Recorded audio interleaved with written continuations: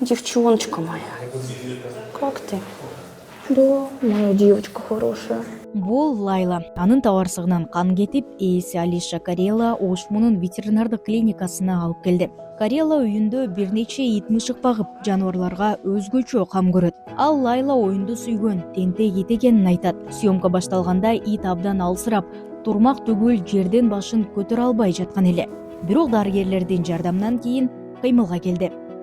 Я была очень рада, когда появилась клиника. У меня было просто безумное облегчение, потому что...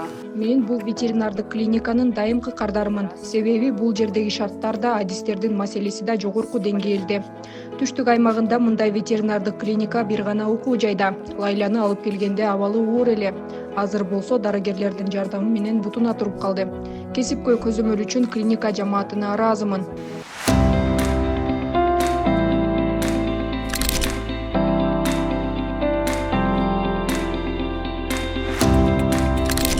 Клиника иштеп баштаганына 1 жылга жакындады. Бул аралыкта 400дөн ашык жаныбарга кызмат көрсөтүлүп, 100дөн ашуун оор жана жеңил операция жасалган.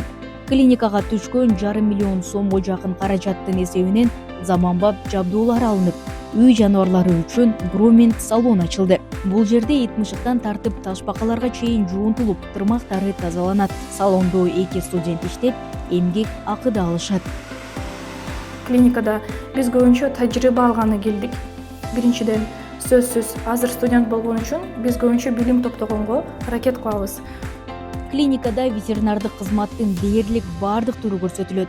Мисалы УЗИ, рентген, хирургиялык операция жана лабораториялык изилдөө бар. Клиникага Оштон сырткары Баткен жана Жалал Абадтан да кайрылышат.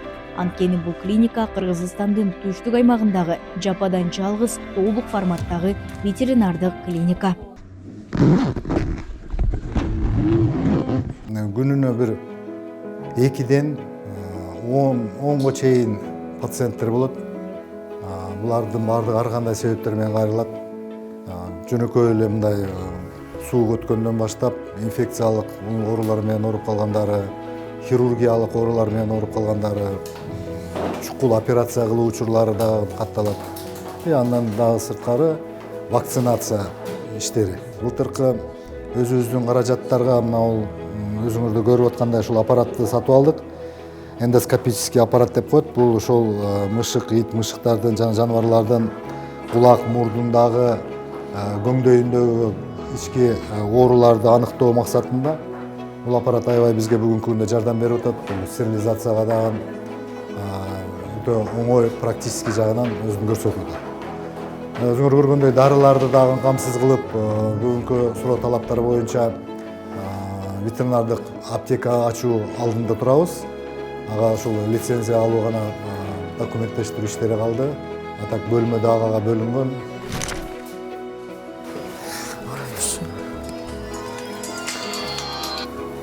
Алло, саламатсызбы? Ош вет клиникасы Дулжут.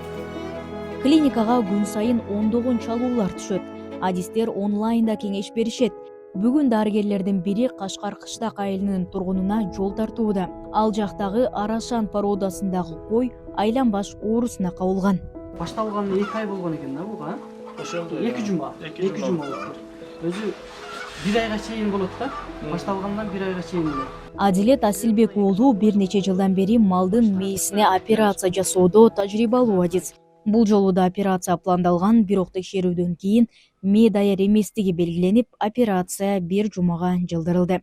Сенроз деп коет айланбаш. Ошолорго операция жасайбыз. Алардын жугуу жолдору ошо ит мышыктан, основной ит мышыктардан көп жугат. Күнүнө ушуга окшогон бири азырынча пока 4-5 адам байланышат ушундай.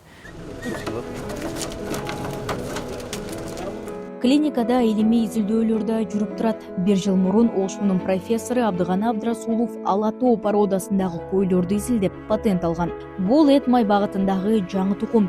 Өзгөчөлүгү атайын тоют талап кылынбайт, тоодо да, жайлоодо да жакшы семирет. Биздин Алатоо породасыны кармаган фермерлер мисалы 200 баштан 1000 баштан ашыкка чейин кармап келишет бүгүнкү күндө.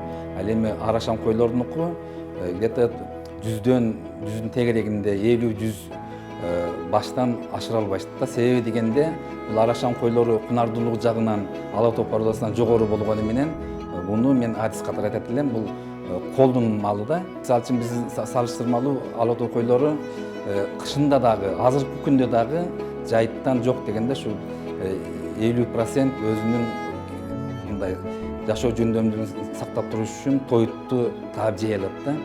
Бүгүнкү күндө ветеринардык медицина жана биотехнология кафедрасында 274 студент окуйт. Алар окуу менен катар клиникада иштеп, тажрыйба топтоп жатышат. Келечекте кафедра Кыргызстандагы кесипкөй адистерди чыгарууга шарт түзүүдө.